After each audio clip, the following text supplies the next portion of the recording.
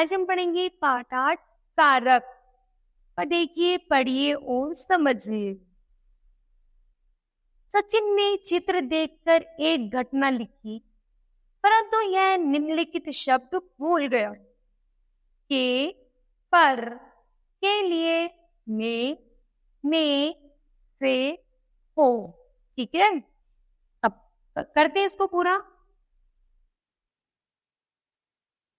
राम और सीता वनवास, क्या आएगा यहाँ पर? के लिए गए। वन में, राम ने, सीता को, एक विशाल, एक शिला पर,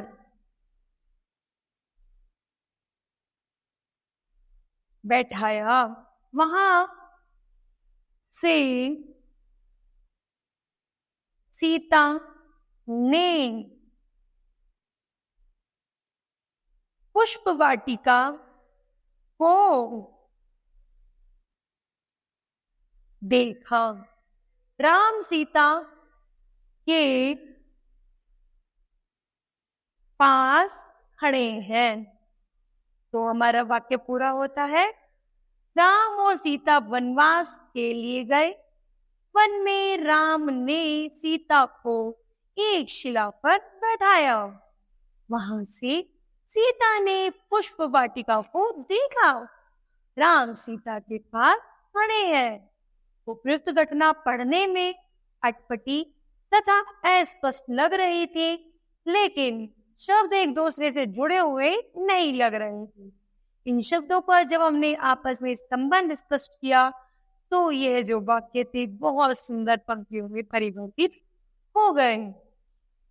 जानते हैं, परिभाषा के माध्यम से संज्ञा या सर्वनाम के जिस रूप से वाक्य के दूसरे शब्द के साथ इनका संबंध पता चलता है, उसे कारक कहते हैं। कारक के भेद। कारक के निम्नलिखित 8 भेद होते हैं। पहला है कर्ता कारक। कर्ता कारक में चिन्ह ने। बंदर ने केला खाया। बंदर में हमने क्या किया?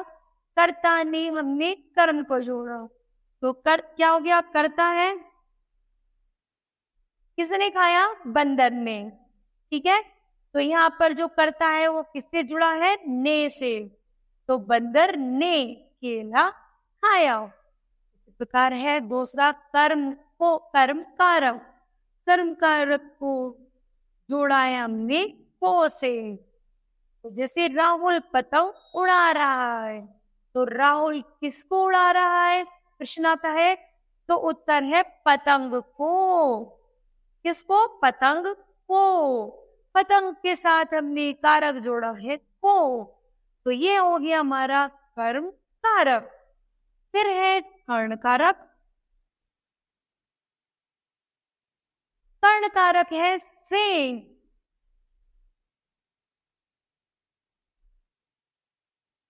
सीता चाकू से सेब काट रही है, तो सीता किससे सेब काट रही है? तो हम उत्तर देंगे चाकू से। चाकू का संबंध बताया हमने से। तो यहाँ है कर्ण कारक। फिर है संप्रदान कारक।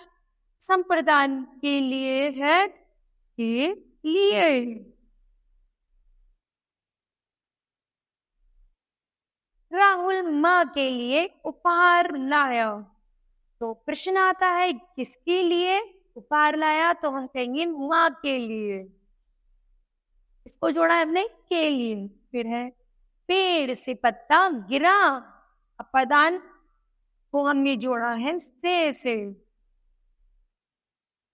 तो पेड़ से क्या गिरा? पत्ता। किसे? पेड़ से पत्ता अलग हो गया है, तो ये है हमारा अपादान कारक। फिर है संबंध कारक। यह है रमेश की कार है, तो किसकी कार है? रमेश की, तो हमने संबंध को जोड़ा है की से। यहाँ पर अधिकरण कारक अधिकरण का है पेड़ पर ध्यान से चढ़ो, तो किस पर चढ़ो? पेड़ पर। तो अधिकरण को जोड़ा है हमने पर। फिर है संबोधन कारक। संबोधन कारक है जैसे हम विस्मयादिक चिन्ह लगा देते हैं, हे अरे ओ लगा देते हैं, तो वो बन जाता है हमारा संबोधन। जैसे ओ सब्जी वाले इधर आओ, तो हमने किसको संबोधित किया? ओ लगा करके संबोधित किया सब्जी वाले को, है ना। तो हमने क्या हो गया यहाँ पर? संबोधन कारक। फिर है यहाँ पर कुछ कारक नाम है, उनके चिन्ह है और उनकी उदाहरण है। जैसे हम पढ़ेंगे इसको कर हम पढ़ेंगे इसको कर्ता ने, तो उदाहरण के तौर पे जानेंगे शुभम ने खाना खा लिया, दूसरा है कर्म को। कर्ता ने कर्म को, करण से के द्वारा, संप्रदान के लिए, अपादान से का अर्थ है यहाँ पर अलग होना। जैसे पेड़ का पत्ता टूटा और वो पेड़ से अलग हो गया। संबंध का है का, की, के, री, रे। अधिकरण का है मे, पे, पर। संबोधन का हे, ओ, अरे। अब इनका उदाहरण जानते हैं। जैसे हमने पहला उदाहरण पढ़ा, तब पढ़ते दूसरा। कर्म को से जोड़ेंगे तो राम ने रावण को मारा। फिर है करण से के द्वारा, मतलब रमा पेन से लिख रही है। संप्रदान के लिए माँ बच्चों के लिए खाना बनाती हैं। फिर है अपादान से पेड़ से पत्ता गिरता। फिर है संबंध। संबंध है काकी के रारी रे, तो यहाँ पर है मोहन मनीष का भाई है। अधिकरण में पेपर चिड़िया जाल में फंस गई।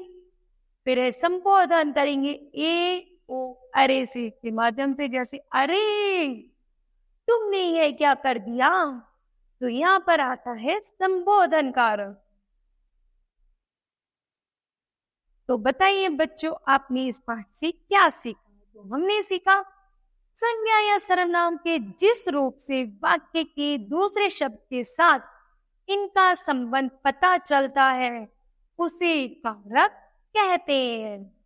कर्म कारक के को का फल क्रिया पर पड़ता है जब संप्रदान कारक के को का फल देने के भाव में पड़ता है।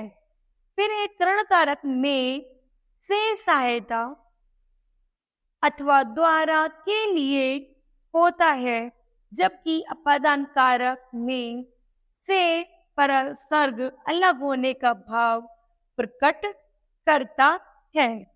तो बच्चों, आपको यह पाठ समझ आया होगा। धन्यवाद।